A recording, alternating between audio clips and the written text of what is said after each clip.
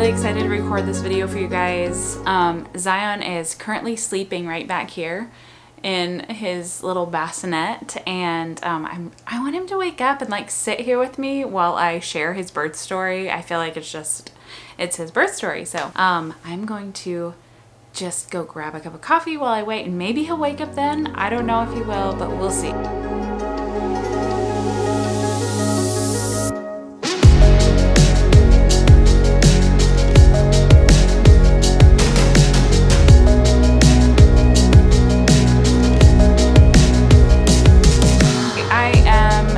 Just so thankful that that Zion is here, and that he's been here for almost 2 weeks. He'll be 2 weeks tomorrow.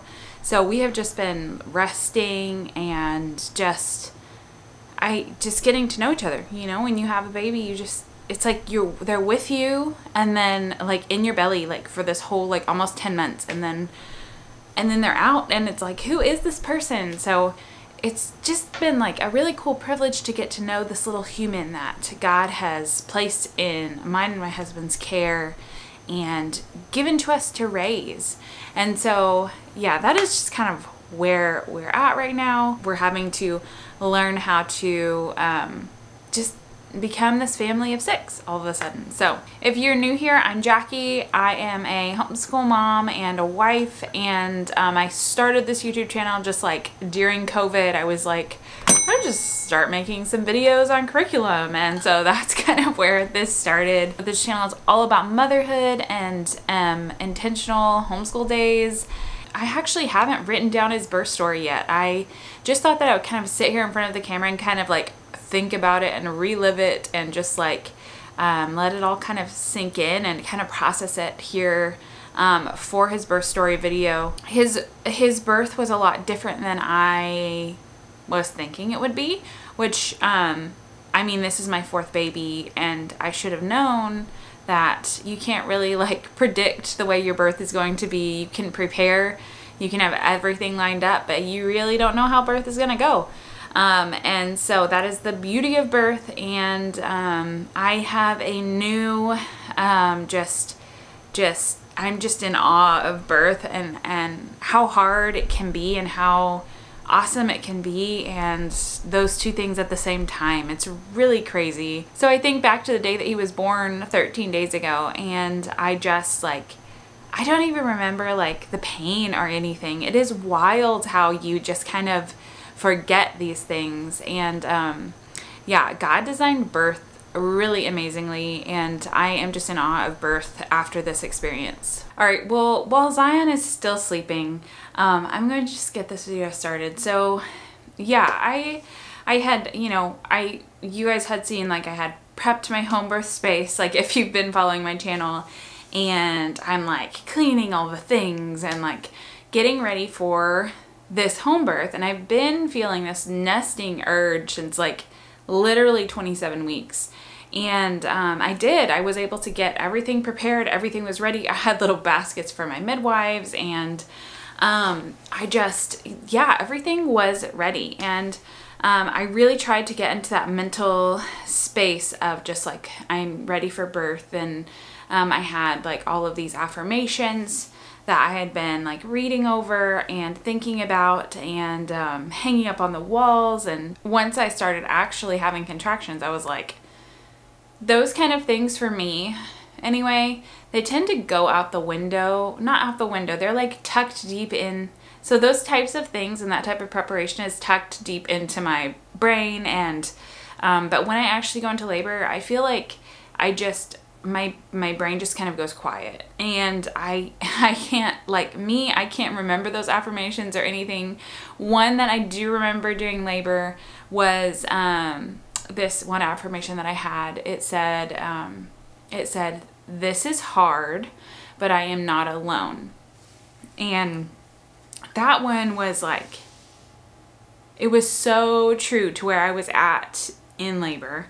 And because it was really hard, but I was not alone. I had so much support. And in my past labors, I always kind of felt like I had labored, labored alone, and I just needed to labor alone. And this time I needed like everyone there. I needed them to talk to me, to tell me I was doing good, to ground me. Every contraction, my husband was doing a double hip squeeze for me in the end.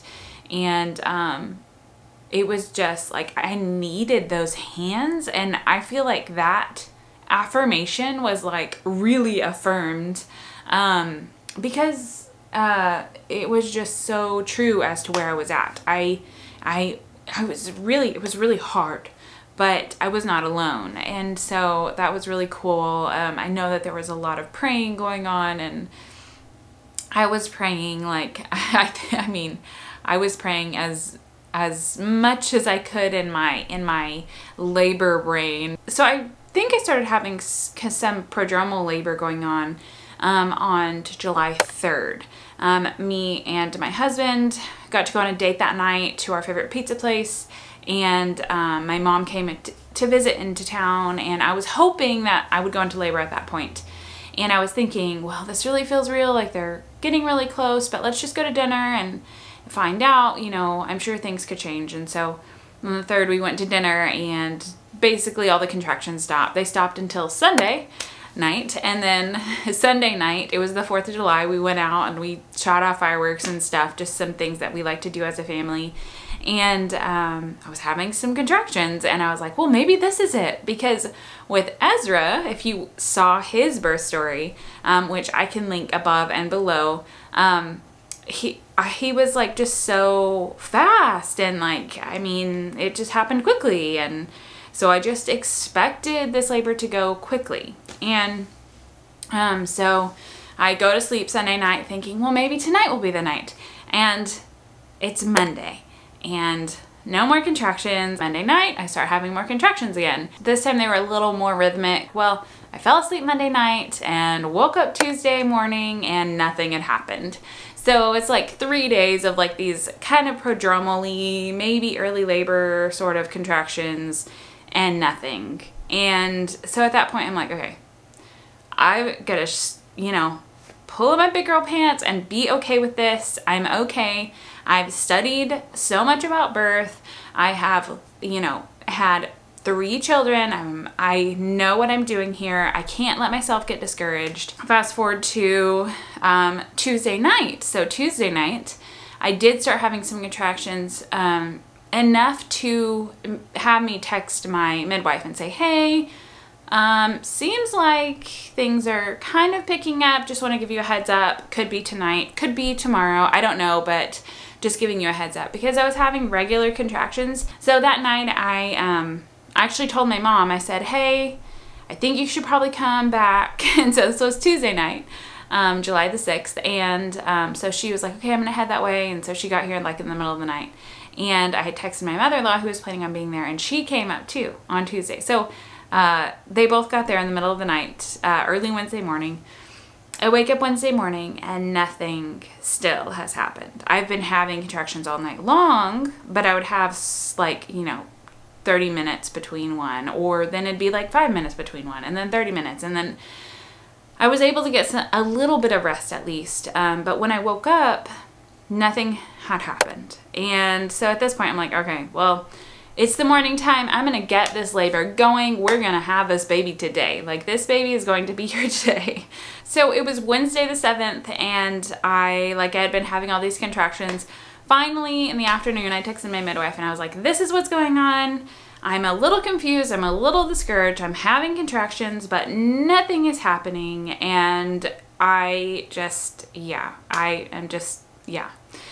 So I was trying not to get discouraged, and she ended up coming over around 4 p.m. and she was like, well, you know, you could be farther along because this is your 4th baby, and with your 3rd baby, you just skipped active labor. So I was thinking, okay, I've been having these contractions. Maybe I'm getting closer to active labor. And, you know, of course I'm hoping to kind of skip active labor like I did with Ezra. And, we discussed, you know, maybe doing a cervical check, because I wasn't super huge fan of that. But she was like, I feel like since what we happened with Ezra, he was almost born just without a midwife, you know, she's like, maybe we should check you. And I was like, okay, well, let's go ahead and just see where we're at. And I was like, you know, maybe like at 4 or something. And when she checked me, when she did the cervical check, and I was a face like 60%. So she's like, okay, well, you're definitely in early labor, you know, just try to get some rest, of course. And she was like, go have a glass of wine or a beer or something. And so I was like, all right, well, okay. So I went and Zach got me a beer and I went and took a bath and I just like, yeah. Well, nothing really continues to happen. I'm still having contractions and they're getting closer together and they're getting stronger, but they're not close enough together and they're not long enough and they are kind of sporadic. They're just kind of all over. There's like, I'll be like 4 minutes with one and then there'll be like a 10-minute break with one. And it's just weird. Like, why is labor being like this? You know, it was frustrating as a fourth-time mom, expecting it to be quick and nice and like, yeah. And it just kept dragging on. So finally that evening, I was like, okay, we're gonna get, oh, I forgot to say, on Tuesday night when I thought I was going into labor, we had set up the birth tub, we moved the bed, we shifted it, we laid out like plastic on the floor, we set everything up. And so now here we are Wednesday night and still nothing has happened. So yeah. So I finally around 12 a.m. of the 8th, very early morning Thursday, was able to get like a 30-minute stretch of sleep. So I remember I didn't really have a good night's sleep the night before. I think I may have tried to rest during the day and then I finally fell asleep and got like a 30-minute stretch of sleep. So I'm already running on really low sleep. And in my brain, knowing what I know, knowing what I've studied, like I have been a birth doula for a few people, I've gone to some workshops, like I know that one of the key things with labor is you need to make sure you have rest. And so I'm trying to rest, but these contractions are just like, they're coming. And when I have them, especially when I'm on my side, they're actually really strong contractions. And so I'm not really able to sleep through them. I'm concerned that because of the way it was feeling, almost felt like my water was going to break. And that's what happened with Ezra. And he literally was born right after it. So I was concerned my water was going to break without the midwife there. And I just remember like kind of tensing up. And so obviously I knew that wasn't good. So we went ahead and I called the midwife around 3 a.m. I had gotten up, I had been laboring alone, just like listening to my birth playlist. She was like, okay. She was like, I'll come. And I was like, okay, maybe you can come around 3:30 a.m. She was like, okay, I'll be there at 3:30. Now, once she got to the house, I had been like, we had decided to go ahead and fill up the tub. I woke Zach up because I was like, these are really strong and they're relatively close together, but they're still like 6 minutes apart. And, but when I have them, they're really strong. And so I was like, just confused. So we went ahead and filled up the birth tub and that really did provide so much relief for me. And I was so tired at that point, that I was able to just rest in there. And so that was really nice. I remember just the water just kind of like, it just really soothes. I'm laboring. I'm starting to have to make like groan sounds. Like I'm really starting to feel like I must be progressing at this point. I must be progressing. And so the midwife gets there. She texts me and she's like, okay, well, you're a little more effaced, but she didn't tell me what my dilation was. And that's okay. I didn't ask because I didn't want to know. And so I just keep laboring. We check on baby every once in a while and things are going well. Baby's doing fine. His heart rate's at like 150 the entire labor. I'm starting to struggle more during the contraction. So every single contraction, my husband's having to come and give me hip squeeze. I call for him when the contraction's going like, it's starting. And he comes and gives me a double hip squeeze. They're in the tub. You know, I have my mom and my mother-in-law there. The midwife is there. And, so I'm just like, I'm starting to struggle and I'm starting to just get so exhausted without progress. Remember, I've been having these contractions for a long time and then I didn't get sleep Tuesday night. Now it's the middle of the night, Wednesday, 3 or 4 a.m. And I just start kind of losing track of time at this point. Maybe it's 4, maybe it's 5, maybe it's 6 a.m. And I am so just tired. I'm so tired and worn out from these contractions that are strong contractions, but they're not very close together, but they're strong contractions, and I feel like nothing is happening. Finally, around probably 6 a.m.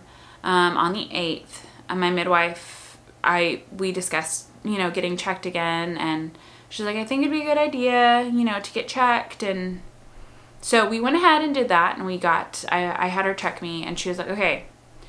She was like, you're at 80% effaced. And she was like, but the baby is, he kind of has shifted, and he is now trying to come out sunny side up. So OP. And she was like, okay, so there's a few things we can try. We can try to do some, just keep doing some positioning things for you, just make sure maybe to do some kind of almost like inversion things. Like if you look up like the Spinning Babies website, there's like this whole thing on OP babies, because babies, it's not the most ideal way to come out, and it makes labor really hard and really long for moms. So when I found that out, of course, I am like exhausted. I am upset, and not upset, but I'm sad that this is happening. Like, why is this happening? Why is this happening? I want labor to be over with. Why is this happening? Why is he OP?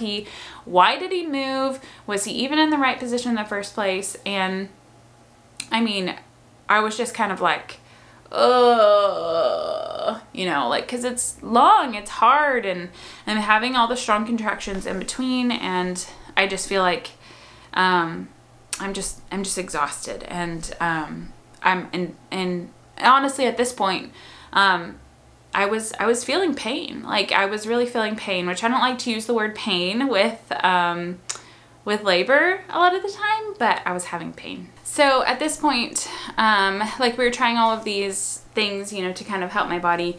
So like just try to keep my pelvis open, try to encourage him to just get in the right position for birth, and he just wasn't having it really.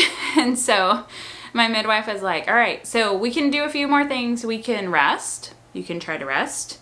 And I'm like, there's no way I'm going to be able to rest during these contractions. They're too close together. They're too strong. I cannot rest. She was like, okay, well, we have some herbs that you can take for maybe just like feeling calm and, just kind of press through. What would you like to do? So I was like, I want to press through. Like, I want to have this baby as soon as possible. I didn't sound like that. I was kind of more like, I don't know what to do. I don't know what to do.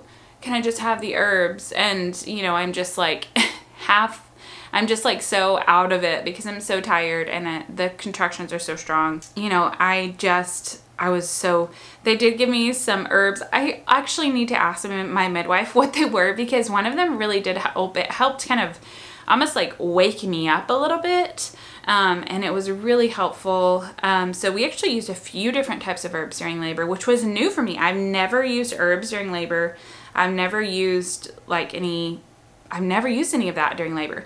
So it was a new experience for me. I didn't even know that they did that. I don't know. I guess those are like some of the tricks they pull out their bag whenever a mom is having a really hard labor. And I hadn't really ever experienced like a truly hard malpositioned labor before.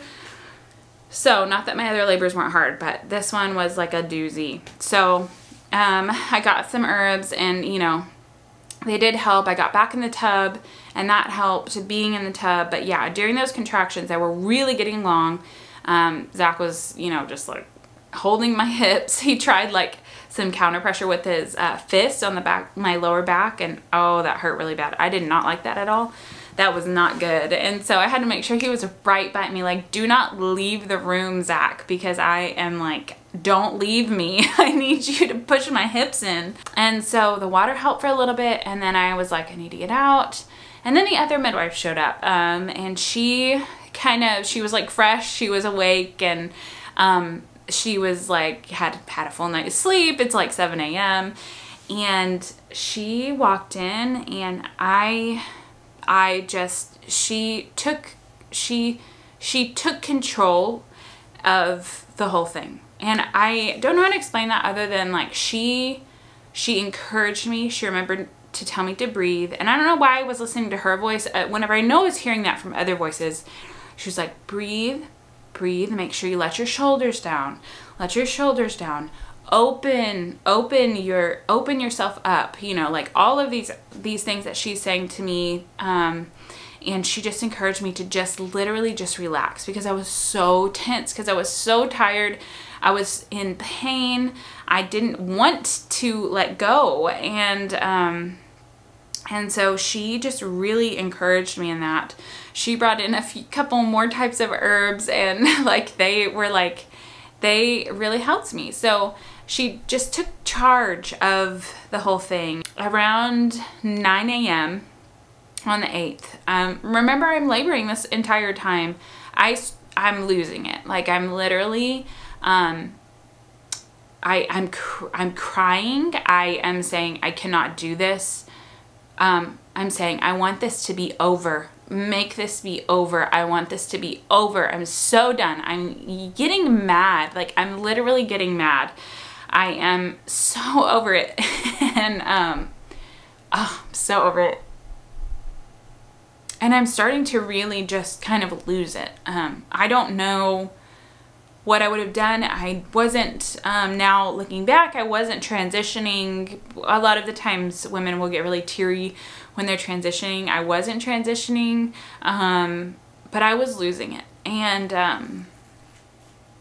so the midwives, they're like, okay, all right, we're gonna recommend, and you can say no, but we're gonna recommend that we break your water bags, because that is really one of our only choices now to hopefully help him to get in the right position to be able to push him out easily, you know, relatively easily. It's birth, but and they're like, let's just do this. Let's have a baby. Let's have a baby, because they knew that I was close to not being able to. I don't know what I would have done. Like, I don't know if I would have transferred or what would have happened, but they knew that it was time to have a baby. So we just decided to do that. It was, of course, getting your water broke is not fun. And, you know, I was just bracing for the even stronger, harder contractions after that. And honestly, the contractions didn't really get harder so much as I just started feeling more pressure, because he's there. Like, his head is coming down out of my cervix, and he just, like, he was there. And so I was like, okay, let's do this. And I'm just kind of like, let's get this over with. I want this over with. I am so done with this labor. I am done with this labor. Get this over with. I'm not I don't get mad or upset easily, and I was mad at this labor. I was so mad. And yeah, because I think for me, it's not the way that it was meant to be. It was supposed to be easier. It was my 4th baby. It was supposed to be easier. And so that's why it, you know, just was hard. Yes, so they broke my water. Contractions, of course, got more intense, longer, all the things that they need to do, because the intensity brings the change. The intensity brings the change that you want. Generally, it wasn't in my case, I guess, but once they broke my water, that was the truth. And she also told me once they broke my water, which, that I was at a 6. And I wasn't even 100% effaced. So that was also another confirmation that his positioning was really jacking up my labor. And my midwife, she was like, it's not you, it's the baby. And so I was just like, okay, I'm at a 6. Like, thank God that my midwife did not tell me that I hadn't changed the 2 other times she had checked me. Like, that would have been really bad. And I'm glad that I didn't ask, because I think that mental block of, I'm only at a 4 and I've been laboring literally all night. I can't, you kind of start getting this like, I don't want to do this. I can't do this kind of thing in your head. And so I'm thankful, because she's a smart midwife. She was just kind of like, oh, you're more effaced than you were. And I didn't ask, because I think I knew she's not telling me for a reason, and I didn't ask. So when she broke my water, I asked her what I was at. I was like, can you tell me where I'm at in my cervix? Where's my cervix at? And she said, you're at a 6. and you're still about 80% effaced. And I was like, okay, you know, and I kind of am just like, oh my gosh, this is crazy. So they broke my water.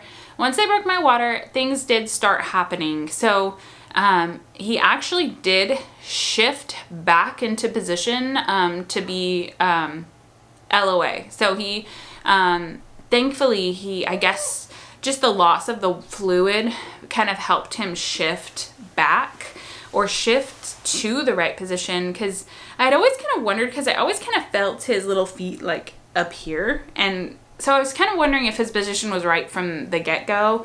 But I mean, usually in labor, you know, one thing that my midwife told me, she was like, babies are always moving, even in labor. So that is encouraging. Like, babies are always moving. They can always shift themselves back a different way. And so she just encouraged me that, you know, he's going to be here soon. You're going to have your baby in your arms. And I'm just like, I'm so done. I'm so done. Like, I'm so teary. I'm so tearful. I'm crying. I'm losing it. At one point I said I was scared, and I was just, it was really, really, really, really hard. I think I even like raised my voice at my midwife once when she said, now you need to squat during that contraction. I'm like, I am squatting. And I really kind of lost it during that labor, and it was really hard. It was a really hard labor. It was hard because I was exhausted. It was hard emotionally because I was expecting it to be different. And it was hard physically because I was having super strong contractions and they just weren't working. So at one point we went to the bathroom right over there, and you know, I'm like trying to squat. They're like telling me to lean back into my husband's arms and squat. And I'm like, I can't lean back. I can't do it. I was like, so like, I can't do that. And then we pulled out the birth stool, and I've never really used a birth stool before, but that really helped me to be able to sit and start pushing. And I started feeling a little bit of an urge to push. And at that point, my midwife actually held back a cervical lip, and she was like, we're making great progress. Push, push, push, push, push. And they were coaching me to push, and I'm not really like for that necessarily, but in my situation, I needed that. I needed that coaching. I needed that take charge. Help me have this baby, because I am so done with this labor. And she just really did. She helped me. She was like, I'm gonna hold this cervical lip back, and I want you to push, because he is in position now. You're doing great. I can see he's coming down. Your station is +2. And at that point we're like, okay, let's go to the bed. And so everyone like helped me get up to the bed. I got on the bed, and at that point it did get really intense. Zach held my leg back, and the other midwife helped hold my leg back too. And it was kind of just like, let's get this baby out. We want you to push. We just want you to push as much as you can. We're gonna get him out. He's gonna be out. So like I said, like, he did shift his position, so that helped me out a lot with pushing him, because his head was like, you know, his head was in the right position. I'm gonna put up a little bit of a like a little screenshot from Spinning Babies here, and you guys can see the difference between OP and LOA. And he was OP, and then he kind of moved to LOA position, and he was delivered in the right way. But it was like fast. Like, he ended up coming out pretty fast. I had probably an intense maybe 5 to 10 minutes of pushing, and that was really hard pushing. Probably the hardest pushing that I have done. That was really hard for me because I was so tired. My body is so exhausted, and really hard. Okay, I hear him waking up, so I'm gonna go grab him here. Here he is. Hi. Hi. Hi. I'm just hungry. Huh? So at this point I'm pushing. I like literally, I was told my husband, I was like, hold my leg back more, like hold it back harder, because I hold it back like more because I really needed him to, like, I needed some like leverage, something to grab onto. And so he was holding it back for me. And and they're, you know, they're like, you're gonna meet your baby, keep pushing, give me a big push, like I'm being coached like the movies. And yeah, like, I mean, his head was born, and then he was just born, and he was like there. And I mean, I'm crying. That was really hard labor. Like, that was really, really long and hard and different than I expected. And it's just like, that is birth. Like, he was born to the song Waymaker, and I think it's really fitting because it's like Waymaker, because he needed, like, I don't know, it's really fitting.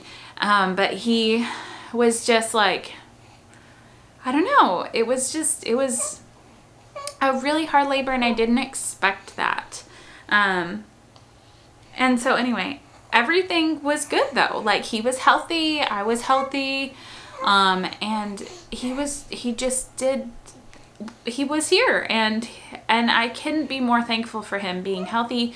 During that whole time of all the contractions and stuff, his heart rate was always at like 150, so he was doing great. And I'm so thankful that he was born healthy and strong, and he wailed like right when he came out, and that's what I prayed for.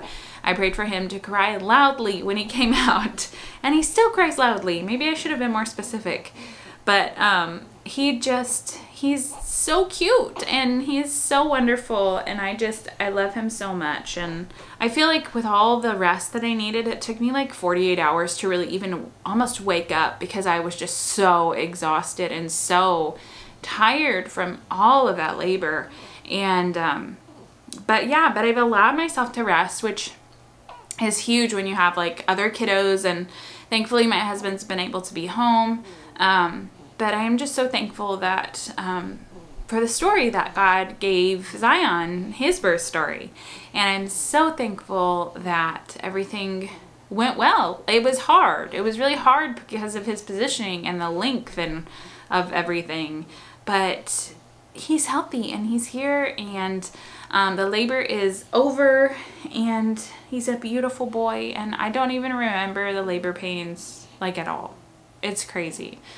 So anyway, that is Zion's birth story, and I'm so thankful to be able to share it with you guys. And you know, yeah, it's just, birth is awesome. I love birth. It's so cool, and I love hearing birth stories. So drop a comment below and tell me a little bit about your births. How were they? Were they hard? Were they easy? Were they, I don't know.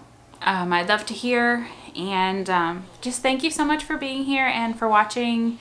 And I hope that you found this video encouraging if you were headed into birth. It was, truthfully, it was rough. Like, it was rough, but it wasn't, but it was still so wonderful. And yeah, anyway, thank you guys for watching.